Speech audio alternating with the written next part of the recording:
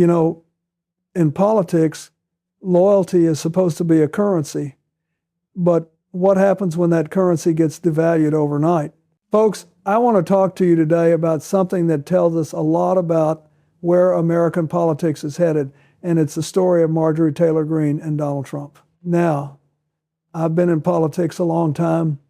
I've seen alliances form and break. I've seen friendships tested. But what we're witnessing right now is something different. It's a fracture in a movement that was built on absolute loyalty, and the cracks are starting to show. This isn't just political gossip. This is about what happens when a movement that demands total conformity runs into representatives who remember they were elected to represent their constituents, not just follow orders. And before you think this is partisan, before you tune me out because you think this is just another Democrat talking about Republicans, I want you to hear the substance of what's happening here. Because at its core, this is about accountability, transparency, and whether elected officials can vote their conscience without being called traitors. Let me tell you a story about courage, consequence, and what it means to serve. Now, Marjorie Taylor Greene, lover or hater, has been one of the most visible faces of the MAGA movement since she arrived in Congress in 2021. She was elected in 2020, the same year Trump lost his re-election bid, and she became one of his fiercest defenders. We're talking about someone who wore a MAGA hat to Biden's State of the Union, who fought every battle Trump asked her to fight, who gave him her loyalty, as she put it, for free. But then something changed, and it started with something that should unite Americans across party lines. The Jeffrey Epstein files. Let me give you the background. In September 2025, Representative Thomas Massie filed a discharge petition to force a vote on releasing all Justice Department files related to Jeffrey Epstein, the convicted child sex offender, whose connections to powerful people have been the subject of intense public scrutiny. The petition needed 218 signatures to force a House vote, and it got exactly that from 4 Republican representatives and 214 Democrats. Those 4 Republicans: Thomas Massie of Kentucky, Nancy Mace of South Carolina, Lauren Boebert of Colorado, and Marjorie Taylor Greene of Georgia. And that decision to stand with Epstein survivors and demand transparency would cost Greene everything she'd built in the Trump orbit. Trump was extremely angry with Greene for signing the discharge petition, she revealed in a recent interview. He told her that releasing all the information would hurt people, but Greene stood her ground. She said the survivors of Epstein's abuse are asking for all of it to come out, and they deserve it. And that's when Trump went scorched earth. On November 15th, Trump publicly withdrew his support and endorsement, calling Greene wacky Marjorie, and saying he would endorse a challenger against her in next year's midterms if the right person runs. He called her a ranting lunatic on Truth Social. He wrote that all she does is complain, complain, complain. But here's the thing, and this is important. Greene wasn't just complaining. She was doing her job as a representative. Voters in her district told NBC News they were struggling with high costs of living, and Greene was reflecting their concerns when she criticized Trump for spending too much time with foreign leaders instead of focusing on domestic economic issues. She questioned the health care policies. She opposed the direction leadership was taking during the government shutdown. And you know what's fascinating? In interviews with about 20 voters in her conservative district, a district Trump won with 68% of the vote, constituents praised Greene for her courage while making clear they still backed Trump. One Republican official said voters were split.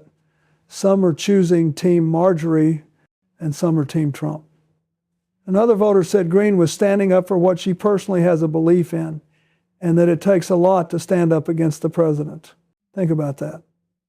In Trump's America, standing up for transparency regarding a child sex trafficker makes you a traitor. Standing up for your district's economic concerns makes you disloyal. On November 21st, Greene announced she would resign from Congress effective January 5th. In her statement, she wrote something profound. Loyalty should be a two-way street, and we should be able to vote our conscience and represent our district's interests, because our job title is literally representative. But Here's where it gets really revealing about what's happening inside the Republican Party. In her 60 Minutes interview, Greene said many of her colleagues privately mocked Trump, making fun of how he talks. But then when he won the primary in 2024, they all started kissing his ass and decided to put on a MAGA hat for the first time. She suspects that many GOP colleagues maintain unshakable loyalty to Trump, largely out of fear of defying him, worried about getting a nasty Truth Social post attacking them. Let me pause here. This is a member of Congress saying that her colleagues don't speak their conscience, don't vote their values, don't represent their districts because they're afraid of a social media post.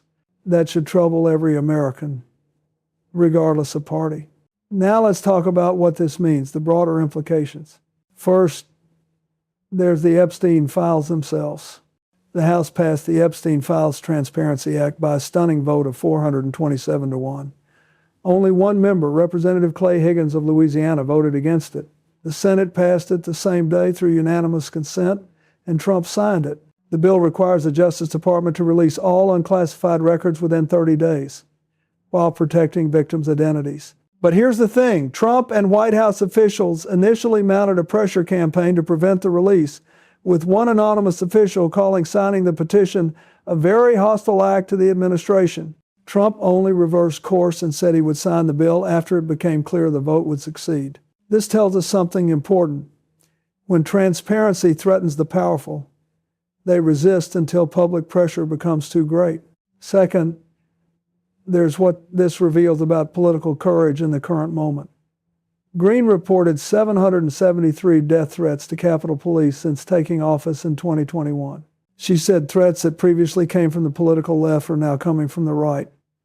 I got a pipe bomb thrown at my house and several direct death threats on my son, she revealed, noting that the subject line on one threat was exactly what Trump called her, Marjorie Taylor Greene. Words from leaders have consequences.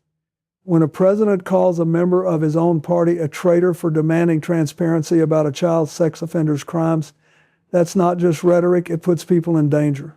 Third, and this is critical, we're seeing cracks in what seemed like an impenetrable wall of MAGA solidarity. The split has coincided with a slump in Trump's national popularity a year after his re-election, suggestions that he's becoming a lame duck, and an unprecedented revolt by the Capitol Hill GOP. When revolutionaries start fighting over the meaning of the revolution, it's usually a sign their political project is in trouble, as one analysis noted. But here's my concern. Greene's immediate political prospects look unpromising. Her prospects of a successful run in a party where she may be seen as disloyal to Trump seem remote. That sends a message to every other elected official. Step out of line and your political career is over. Now, some might say, well, Bill, politicians have always had to toe the party line. But there's a difference between party discipline and a cult of personality. There's a difference between political coordination and political intimidation. Trump did say, the day after Greene's resignation announcement, that he would love to see her return to politics at some point, though he added it's not going to be easy for her. That's cold comfort when you just force someone out of office for voting their conscience. So what do we do with all this? What's the path forward? First, we need to recognize that this isn't really about Marjorie Taylor Greene or Donald Trump as individuals. This is about the health of our democratic institutions. When elected representatives are afraid to vote their conscience, when they're afraid to stand with survivors of sexual abuse, when they're afraid to demand transparency from their own government, democracy doesn't work. I don't care what party you belong to. I don't care whether you love Trump's policies or hated them. I don't care whether you think Greene was a hero or a troublemaker. What matters is this: can elected officials do their jobs without fear of destruction from their own party leaders? Can they represent their constituents' interests? Can they demand accountability?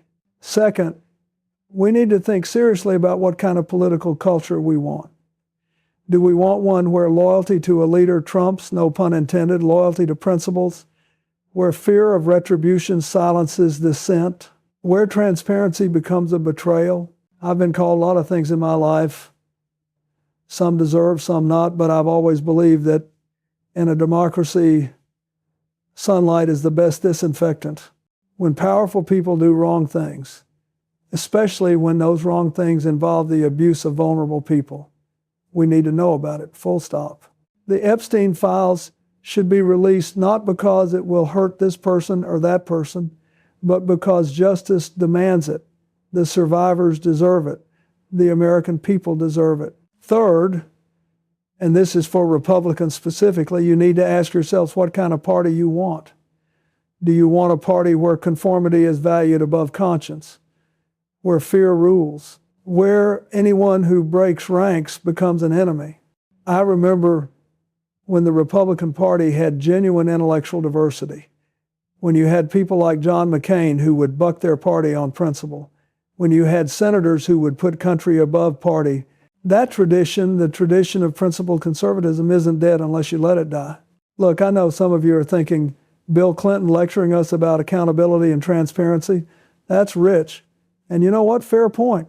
I've made my share of mistakes. I've had to own them. That's part of being in public life. You get held accountable, sometimes in the harshest possible ways. But that's exactly why I can speak to this. I know what it's like when loyalty becomes a trap. I know what it's like when telling an uncomfortable truth costs you politically. And I know that democracy only works when we're willing to tell those uncomfortable truths anyway. Marjorie Taylor Greene stood up for transparency. She stood with survivors of sexual abuse. She represented her district's economic concerns. And for that, she was called a traitor and driven from office. That should worry all of us. Not because we agree with everything she ever said or did, I certainly don't, but because it shows how fragile our democratic norms have become. The good news? Some Republicans are seeing the success of the Epstein files discharge petition as an opportunity to push their own legislative priorities, even without leadership's blessing. Representative Anna Paulina Luna told CNN that more members need to get outside of this mentality that you have to go and ask for permission from leadership to bring legislation. Maybe, just maybe, this moment becomes a turning point. Maybe more elected officials remember that they're representatives, not followers. Maybe more people find the courage to put principle above political survival. I hope so, because our democracy depends on it. Thank you for listening. Democracy isn't a spectator sport. Democracy requires courage. Transparency requires commitment. Accountability requires all of us. Stay informed. Stay engaged. Stay hopeful.